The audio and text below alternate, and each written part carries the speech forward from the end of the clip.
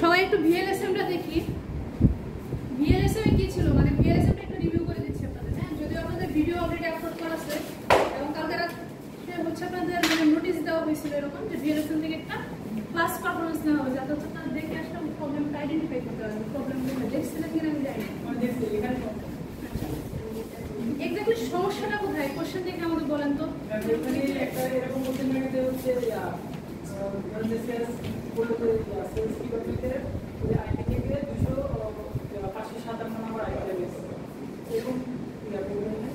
না না, এত ডিপ ম্যাথ থাকবে না, কারণ মানে এত বড় থাকবে না।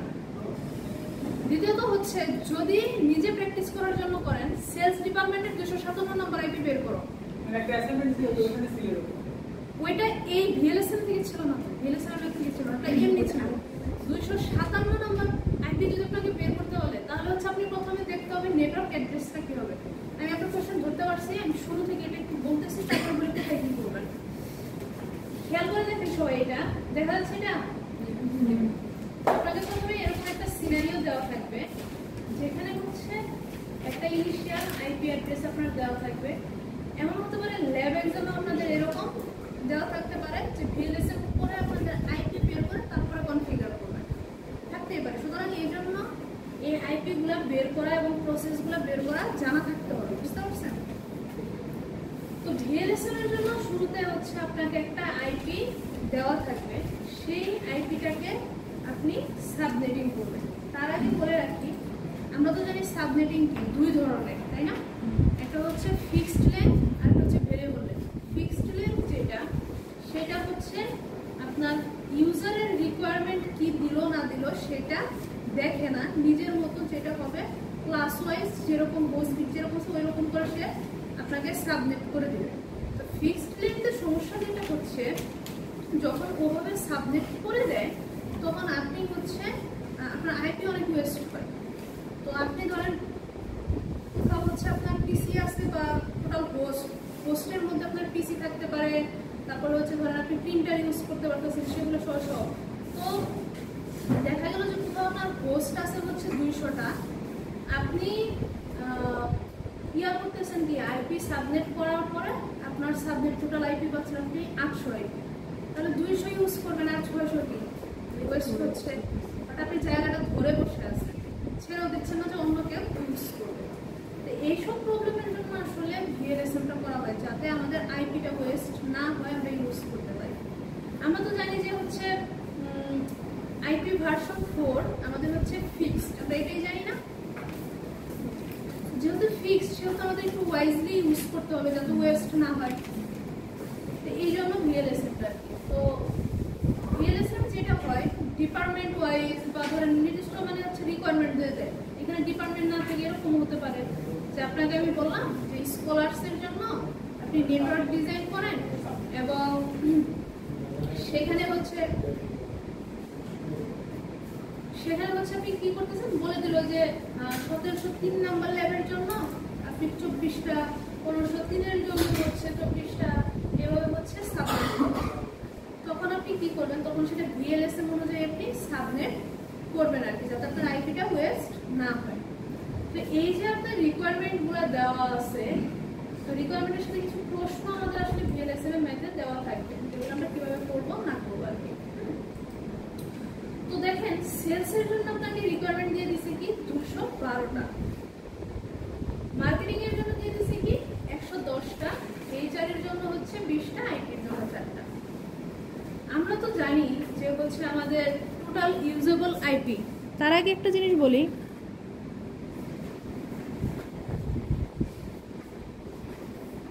এটা তো আমরা জানি যে হচ্ছে টোটাল আইপি আর টোটাল ইউজেবল আইপির মধ্যে পার্থক্য আছে।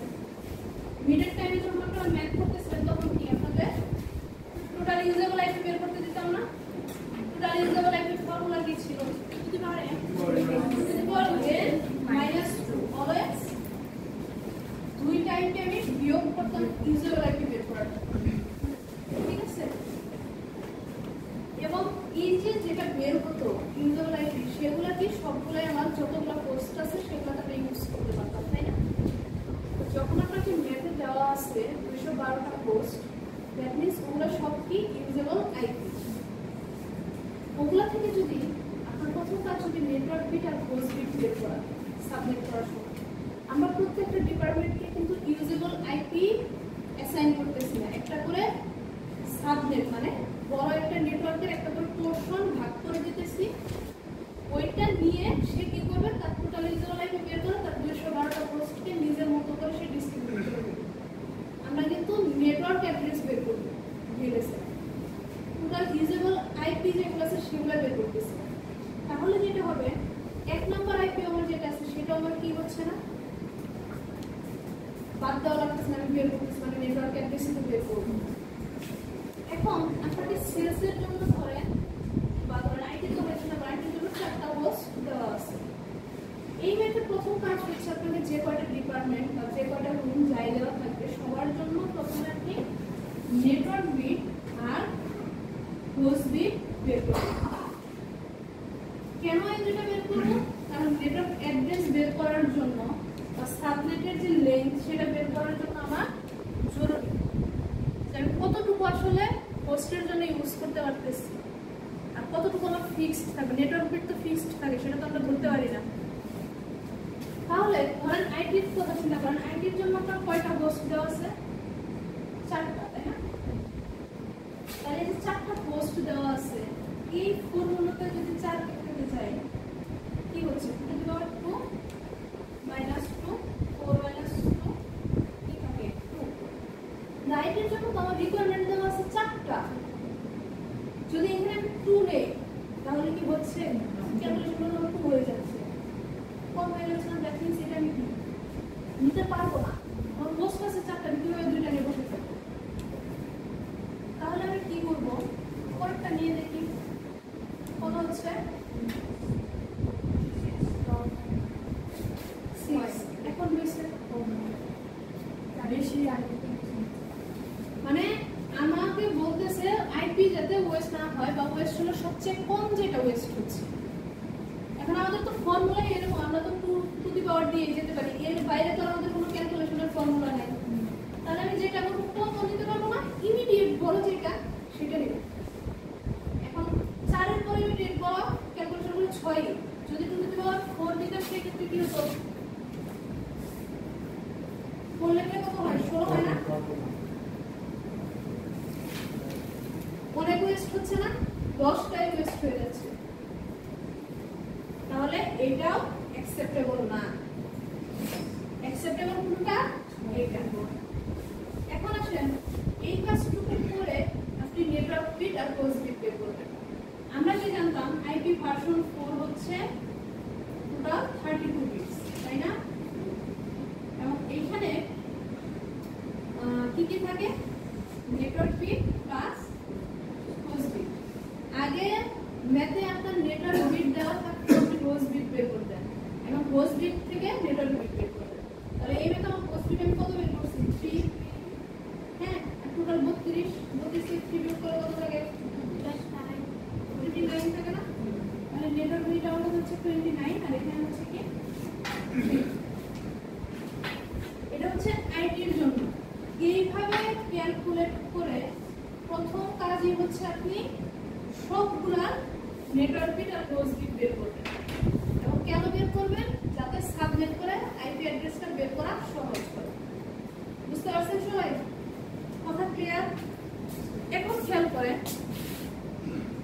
ম্যাথ 1 নম্বর ম্যাথে আমার কি দেওয়া আছে, এই নম্বরে ধরেন subnet the given network and assign the first subnet to sales and fifth subnet to marketing while wasting fewest addresses. কোথাও কিন্তু আপনার বলা নাই ইউজেবল আইপি অ্যাসাইন করেন, বলছে কি সাবনেট অ্যাসাইন করেন। দ্যাট মিন্স বড় একটা নেটওয়ার্কের ছোট পোরশন যেটা আপনার কি করবে, সেলস ডিপার্টমেন্ট নিজের কাছে নিয়ে নিজের মতো করে সাবনেট করে তার হোস্টদের মধ্যে ডিস্ট্রিবিউট করবে। ওই কাজ আমার না, মানে আপাতত এই মেথড ওই কাজ আমার না, আমি শুধু সাবনেট বের করতে বলছি আমাকে। তাহলে আসেন কিভাবে অ্যান্সার করতে পারি। প্রথমত তো এই যে এইভাবে সবাই নেটওয়ার্ক বিট আর হোস্ট বিট বের করে নেবেন, ঠিক আছে? বের করার পরে আপনাকে বলছে কি ফার্স্ট সাবনেটটা সেলসকে দিবেন, ফিফথ যে সাবনেট আছে সেটা হচ্ছে মার্কেটিং কে দিবেন। দেখেন এন্ডের পর আপনাকে বলে নাই যে ফার্দার সাবনেট, যেহেতু ফার্দার সাবনেট বলে নাই, সুতরাং আপনাকে আরেকবার সাবনেট করতে হবে না। একবার সাবনেট করে 1 নাম্বারটা দেবেন সেলসকে, 2 3 4 5 নাম্বারটা দেবেন মার্কেটিং। হ্যাঁ, বুঝতে পারছেন? এখন আসলে সাবনেটটা করবেন কিভাবে? আপনার ইনিশিয়ালি গিভেন আইপি কত দেওয়া ছিল? 172.16.0.0/12 করবেন। এই যে এখানে দেওয়া ছিল, এটা আপনার দেওয়া ছিল।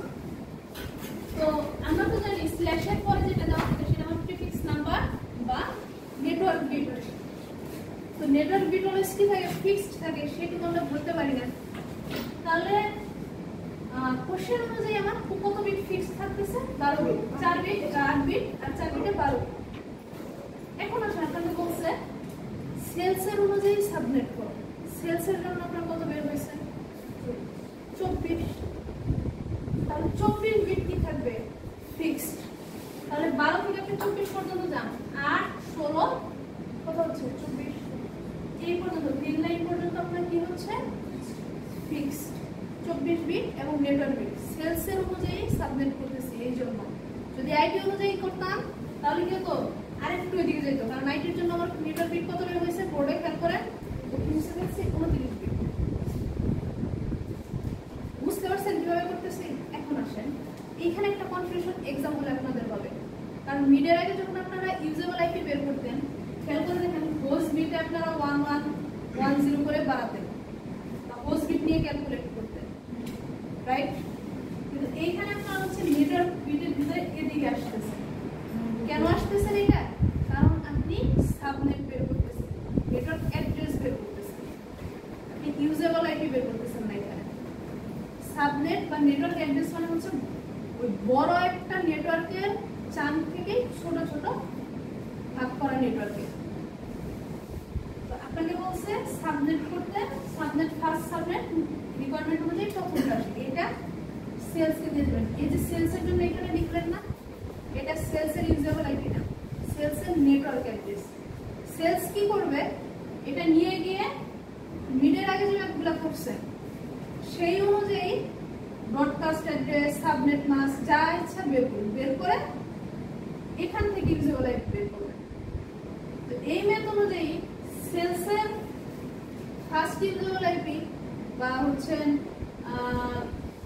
10th ইউজেবল আইপি যেটাই বলেন, এটা হচ্ছে এই অ্যাড্রেস থেকে বের হবে। সেই ক্ষেত্রে 172.16.0.1 হবে ফার্স্ট ইউজেবল আইপি সেলসের জন্য। আর লাস্ট কোনটা হবে? 256 হবে। 256 শুধু লিখতে পারি না, 256 বেশি হলে কি করতাম যেন? আগের অপডেটে শিফট হয়ে আসতো। তার অ্যান্সার পাইছেন শুনে? এখানে আমরা কি করতেছি? সাবনেট অ্যাসাইন করতেছি, বের করতেছি। ইউজেবল আইপি নিয়ে এখন আমাদের মাথা ব্যথা নাই। যেহেতু ইউজেবল আইপি নিয়ে মাথা ব্যথা নাই, সেহেতু ভুলেও এক্সাম দেওয়ার সময় হোস্টের এইদিকে আবার হচ্ছে ফার্দার সাবনেট করতে যায় না, এদিকে থাকবেন। হোস্ট বিট টাচই করবেন না যখন ফার্দার সাবনেট বা 5th বা 4th সাবনেট বের করতেছেন, ওইদিকে যাবেন না। ওগুলা কিন্তু ইউজেবল আইপির জন্য, ঠিক আছে? সাবনেট বের করার জন্য এদিকে। তাহলে ফার্স্ট যদি এটা হয়, সেকেন্ড এটা, থার্ড এটা, ফোর্থ এটা তো আমরা বের করতে পারি। 1011, ঠিক আছে? 4 নাম্বারটা মানে জাস্ট এটা বাইনারিটা। প্রথমটা হচ্ছে 0 থেকে শুরু হয় 0, 1 এর বাইনারি তো 1ই ধরেন, 2 এর বাইনারি কত? 10, সেই যে 10 লিখছি, কি 11 সেই 11 লিখছি, 4 এর হচ্ছে 100, জাস্ট বাইনারিতে কনভার্ট করে দিচ্ছি। আর 5th হচ্ছে এটা। 6টা কথা তো কোশ্চেনে যে কয়টা দেওয়া থাকে, যেমন কোশ্চেনে আপনাকে বলছে 5টা বের করো, আপনি 5টা বের করলে হবে, পরেরটা এমনি বের করে দেওয়া আছে, আপনার করতে হবে এরকম না। আপনার যে কয়টা লাগবে আপনি ওই কয়টা সাবমিট করবেন। এটা কোশ্চেন বুঝে, এখানে এটা আপনাদের হচ্ছে দেওয়া আছে জাস্ট হচ্ছে যাতে বুঝতে সুবিধা হয়। তাহলে দেখেন প্রথমটা আপনি কি করলেন? সেলসকে দিয়ে দিলেন, তাই না? তাহলে মার্কেটিং কে কোনটা দিতে বলছে? 5 নাম্বারটা। 5 নাম্বার কোনটা? 1 2 3 4 5, এটা হয় না? 172.16.4.0, এটা হবে কি মার্কেটিং এর জন্য। এখন একটা কাজ করেন তো আপনারা, মার্কেটিং এর নেটওয়ার্ক অ্যাড্রেস তো বের হয়েছে, মার্কেটিং এর ব্রডকাস্ট অ্যাড্রেস, সাবনেট মাস্ক বের করেন তো, আর থার্ড ইউজেবল আইপিটা বের করেন তো সবাই, এটা করেন তো। মার্কেটিং এর যে নেটওয়ার্ক অ্যাড্রেস দেওয়াই আছে এখানে, যেটা বের হবে প্রত্যেকটার জন্য আলাদা আলাদা যে সাবনেট মাস্ক বের হবে, এটা কি বুঝতেছেন? ঠিক ঠিক আছে, এটুকু বুঝা, তার মানে আপনাদের কনসেপ্ট ঠিক আছে। ম্যাম কি সামনে চলে যাই। আচ্ছা, বি নাম্বার তাহলে কি ছিল? বি নাম্বার প্রশ্নটা দেখেন ছিল যে from the available subnet that you have created in step 1 অথবা a subnet further the third subnet as per the host requirement of HR department. এই সবাই একটু মনোযোগ দিন। HR ডিপার্টমেন্টের রিকোয়ারমেন্ট অনুযায়ী এইখানে যে সাবজেক্টগুলো করছেন সেখান থেকে থার্ড সাবজেক্টকে আপনার পিক করতে বলছে। থার্ড সাবজেক্টকে যদি হচ্ছে আমি অ্যাড্রেসে কনভার্ট করি, ডেসিমালে কত হয়? 172.16. এখানে হচ্ছে 10 মানে কত হচ্ছে? 2.0, রাইট? তো এটাকে কি বলছে? ফার্দার সাবজেক্ট করতে বলছে কার রিকোয়ারমেন্ট অনুযায়ী? এইচআর এর রিকোয়ারমেন্ট অনুযায়ী। এইচআর এর রিকোয়ারমেন্ট কি ছিল? ব্যাক করি একটু। নেটওয়ার্ক বিট ছিল হচ্ছে 27, হোস্ট বিট ছিল 5, তাই না?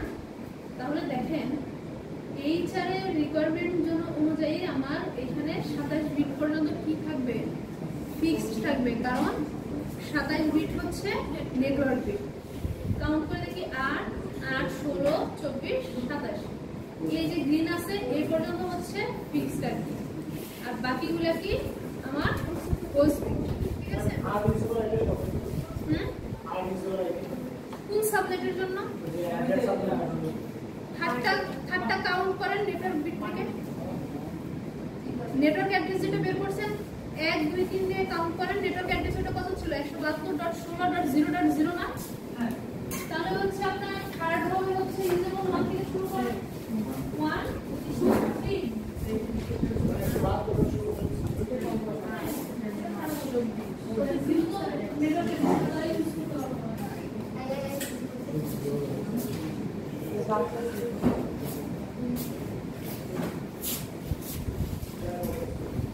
Okay.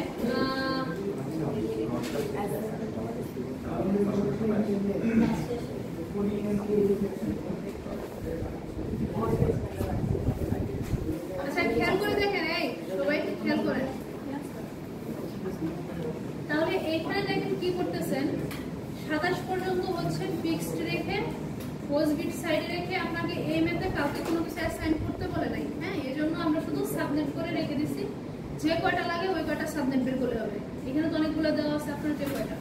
থার্ড মেতে শিফট করেন। থার্ড মেতে কি বলছে যে from the subnet that is created in step 2 assign the first subnet to HR, ঠিক আছে? এই যে ক্রিয়েট করছিলেন এখান থেকে ফার্স্ট আপনাকে কি করতে বলছে? এইচআর কে দিয়ে দিতে বলছে। এইচআর কে দিয়ে দেন, এই যে 2.0 যেটা। তারপরে কি বলছে? And subnet further the third subnet for IT department. এখানে যে সাবনেট করছিলেন না 1, 2, 3, এই 3 নাম্বারটাকে আবার সাবনেট করতে বলছে তার অনুযায়ী, আইটি ডিপার্টমেন্ট অনুযায়ী। পরে ফাইনালি হচ্ছে সেখান থেকে যে সেকেন্ড যেটা বের হবে সেটা আইটি ডিপার্টমেন্টকে দিয়ে দিবেন। তাহলে আইটি ডিপার্টমেন্টের রিকোয়ারমেন্ট কি ছিল? 29 আর 3। তাহলে এখানে এসে আইটি অনুযায়ী যদি আমি সাবজেক্ট করি কত হবে? এই যে 24, 25, 26, 27, 28, 29। এখানে যে পর্যন্ত 29 হয় না, এই 29 আর 3 বিট কি থাকতেছে? Host bit. তাহলে আপনাকে সেকেন্ডটা কি করতে বলছে? আইটি কে দিতে বলছে। এখান থেকে আপনি সেকেন্ডটা বের করে আইটি কে দিয়ে দিলেই হয়ে যাচ্ছে। জাস্ট আপনি কোশ্চেনটা খেয়াল রাখবেন যে কোথায় কোথায় আপনাকে ফার্দার সাবজেক্ট করতে বলছে, কোথায় কোথায় বলে নাই।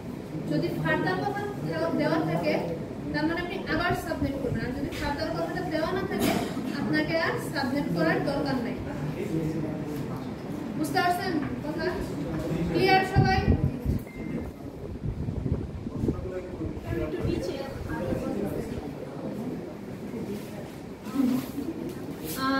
এখন হচ্ছে যেটা বলতেছি, যদি কোনো এক্সামে অ্যান্সার করতে গিয়ে এলোমেলো হয়ে যাচ্ছে, অপশন তো থাকবে না, এটা বাদ দিয়ে তো যদি বলেন আপনি কনফিডেন্ট না থাকেন তাহলে ওটাতে হাত দিয়ে শুরুতে এক্সামের মাথা বড় করে পারবেন।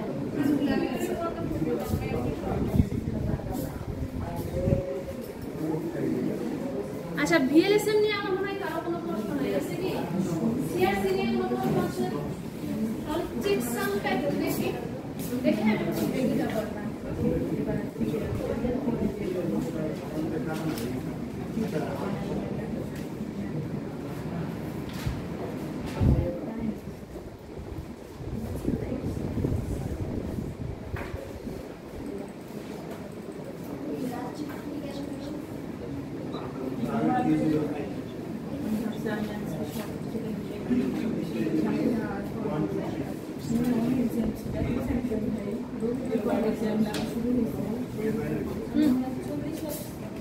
আচ্ছা ডেটা সবাই ভিএসএম ডান, ঠিক আছে, এটা করা ডান। এখন হচ্ছে সিআরসি আমাদের হয়ে গেছে। আমরা হচ্ছে টপিক ধরে ধরে এখন থেকে রিভিউ করবো এবং হচ্ছে আমাদের ভিডিও টপিক ধরে ধরে দেবো। সুতরাং হচ্ছে গুছিয়ে দেওয়া হবে, আসলে পড়াশোনাটা ওইভাবে গুছানোভাবে করবে, ঠিক আছে। এখন হচ্ছে খেয়াল করে দেখেন এই থিওরিগুলো আমাদের পড়া হয়ে গেছে। থিওরিগুলো নিজের আবার একটু রিভিশন দিবেন। যদি কোথাও কনফিউশন থাকে এসে আমাকে জিজ্ঞেস করলে হবে আর কি, ঠিক আছে।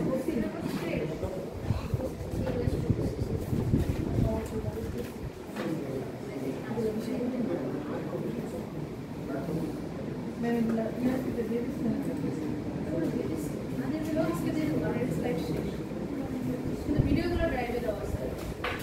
আচ্ছা চেকসামের ফর্মুলা কি ছিল বা হচ্ছে স্টেপস কি ছিল? চেকসামের স্টেপস আসলে আপনাদের রেগুলার থিওরি লিখতে আসবে না, ম্যাথ আসবে, সিআরসি তো সেম। সুতরাং আপনারা চাইলে স্টেপস যেগুলো ওগুলো এই যে হুবহু লেখা যেটা থিওরিটিক্যাল পার্টটা অ্যাভয়েড করতে পারেন, ঠিক আছে। তো আপনাকে ধরেন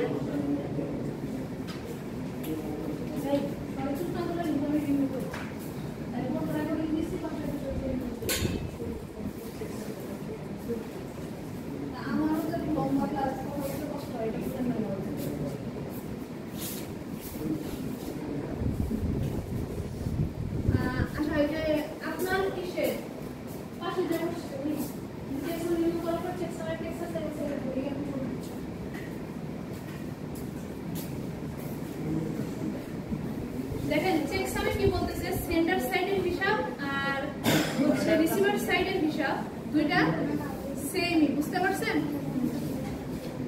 তো মেইনলি হচ্ছে আপনাকে একটা ডেটা ব্লক দেওয়া থাকবে।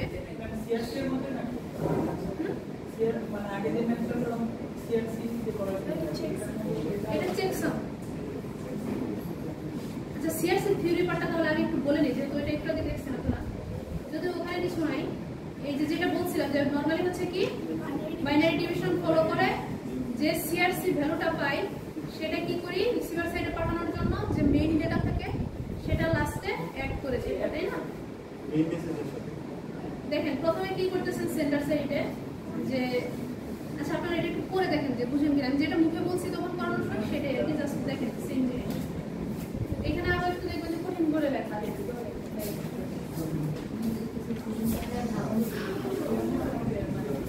বেশি দেওয়া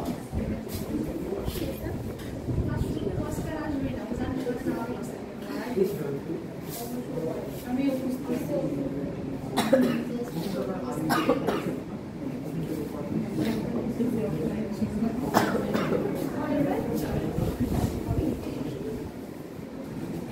দেখেন রিসিভার সাইডে কি বলতেছে, রিমাইন্ডার যদি সব 0 হয় তার মানে কি যে ডেটাটা রিসিভ হয়েছে সেটা কারেক্ট, আর যদি রিমাইন্ডার 0 না হয় তাহলে কি এরর আছে, ঠিক আছে। কিছু অ্যাডভান্টেজ ডিসঅ্যাডভান্টেজ দেওয়া আছে, এগুলো হচ্ছে আপনারা দেখে নেবেন। চেকসামে ব্যাক করি, যেহেতু সিআরসি অলরেডি আমাদের ক্লাসে পড়াই হয়েছে।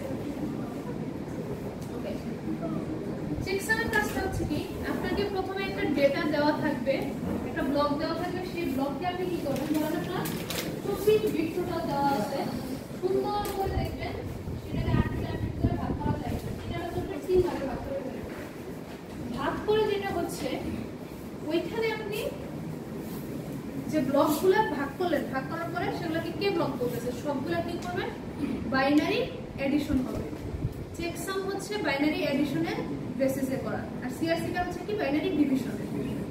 তো সবগুলো হচ্ছে আপনি এরকম হয় যে আলাদা আলাদাও যোগ করতে পারেন, হ্যাঁ, যে দুইটা দুইটা করে নিলেন, আবার হচ্ছে একসাথেও সব যোগ করতে পারেন, এটা ডিপেন্ড করে। যোগ করার পরে হচ্ছে কি হবে ফাইনাল যে যোগফলটা আসবে সেটাকে আমরা ওয়ান্স কমপ্লিমেন্ট করে দেব, ঠিক আছে। ওয়ান্স কমপ্লিমেন্ট করার পরে যে ভ্যালুটা আসে সেটাকে আমরা বলি কি চেকসাম, চেকসাম ভ্যালু যেটা। এটাগুলো আপনার কি সেন্টার সাইডে করলেন, করে যখন আপনি ডেটাটা পাঠান, ডেটা ট্রান্সমিশনের সময় কি হয় আপনার যে মেইন ডেটাটা ছিল না সেই ডেটার সাথে সাথে ওই চেকসামের যে পোরশন আছে সেই পোরশনটাও ট্রান্সমিট হয়, বুঝতে পারছেন? কথা বলতেছে কি কথা বলতেছে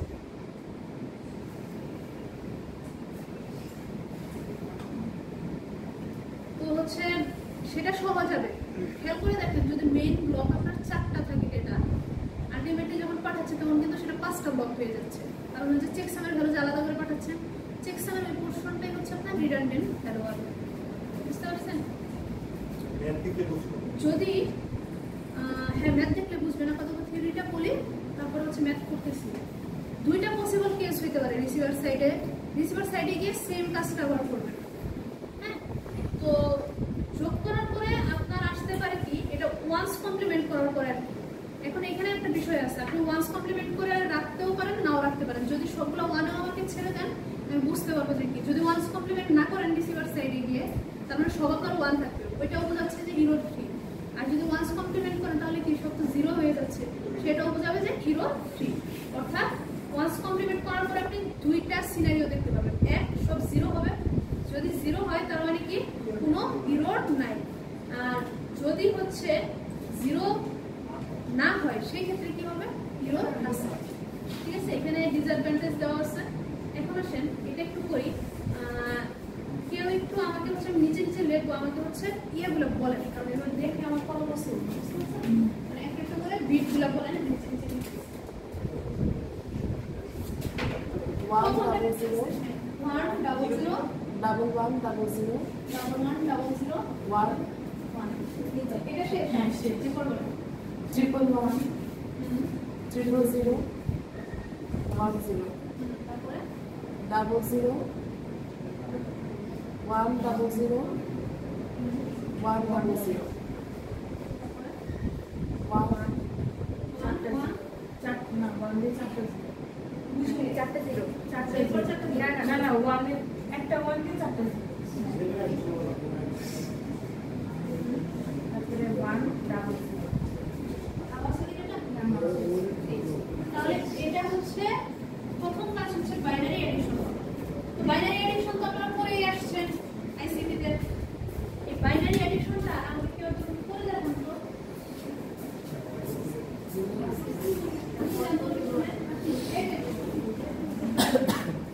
এটা যোগ করেন বাইনারি তো আইসিটি তে করে। হ্যাঁ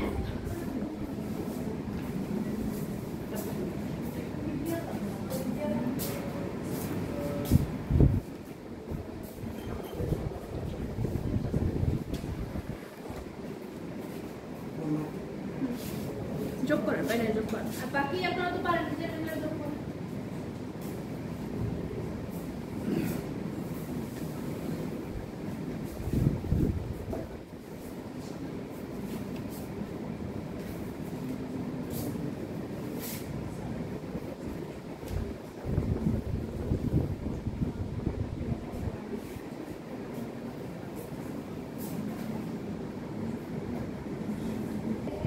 আচ্ছা সবাই একটু খেয়াল করি। এখন আসেন কাজ শেষ না, যোগ করার পরে ফাইনাল যোগফল কোনটা আসছে? এই যে দুইটা আসছে না, এটা হচ্ছে এখানে নিচে নিয়ে আসবেন। এই যে এক্সট্রা যে পোরশনটা থাকবে সেটা হচ্ছে এখানে নিয়ে আসবেন। নিয়ে আসার পর যোগ করেন 1 0 এটা 1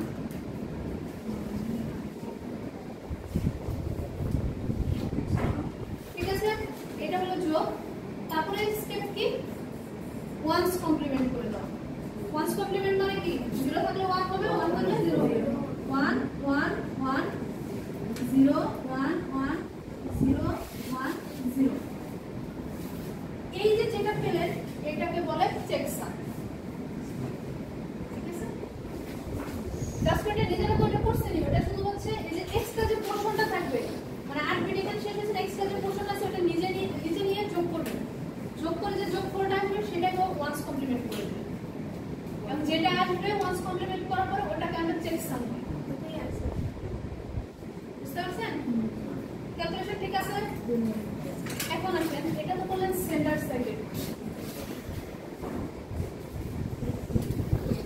যখন রিসিভারকে সে ডেটা পাঠাবে, ট্রান্সমিটেড ডেটা কোনটা হবে? সিআরসির মতো যখন নিচে লিখবেন যে ট্রান্সমিটেড ডেটা, তখন ওই 4টা পোরশন প্লাস এই যে ওয়ান্স কমপ্লিমেন্টেড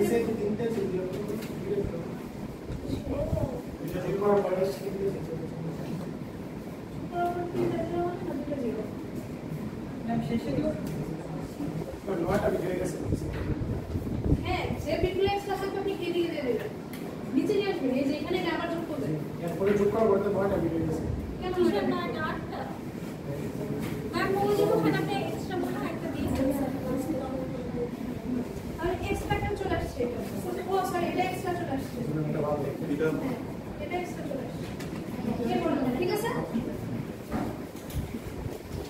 এটা এক্সট্রা চলে আসছে আর কি হয়েছে তো এখন এটা কি দেখতে পাচ্ছেন এখন রিসিভার সাইডে হচ্ছে আপনার যেটা হবে এই যে মেইন ডেটা এটার সাথে অ্যাপেন্ড করে দিবেন যে চেকসাম আসছে সেটা অর্থাৎ টোটাল 1 2 3 4 চারটা চান্স ছিল পাঁচটা চান্স যাবে রিসিভারের কাছে এবং রিসিভারের কাছে গিয়ে যেটা হবে এই সবগুলো সে আবার চেকসাম করবে কি হবে এইটা এটা এটা এটা আর এইটা যোগ করবে যোগ করেন এখন রিসিভার সাইডেরটা নিজেরা নিজেরা করেন সবগুলো যোগ করেন কথা বুঝতে পারছেন কি বলছি না ম্যাম রিসিভারে হচ্ছে চেকসাম সহ তো যাবে রিসিভারের ওই পাঁচটা পোরশন এখন যোগ করেন